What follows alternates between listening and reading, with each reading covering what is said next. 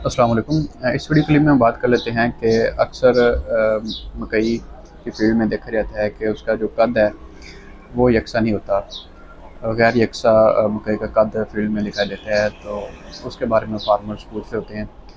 तो इसकी जो चंद वजूहत में तो बात करेंगे, तो सबसे पहले हम बात कर लेते हैं कि ज़मीन का लेवल का फ़र्क होना।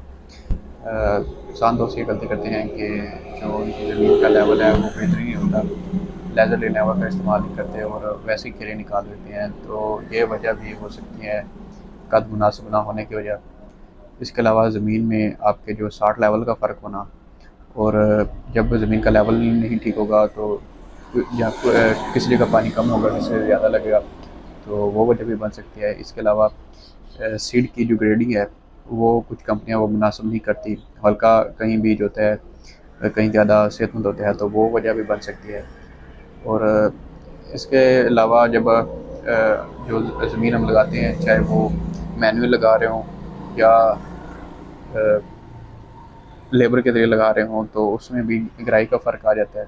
इसके अलावा अक्सर प्राथमिक में जो मिक्सिंग आती है, तो उस दौरान भी इस तरह का जो मसले मसाइल वो देखने में आ रहे थे। अगर हाल की बात करें, तो पानी लगाने के 24 घंटे बाद कोशिश करें यूरिया और सल्फर इन दोनों का मिक्सचर करके केरा करें। जहाँ कद छोटा हो वहाँ पे डोज रख के इसको केरा कर दें। इसके अलावा आप स्प्रे में माइनस वगैरह का स्प्रे कर सकते हैं जहाँ कद छोटा हो।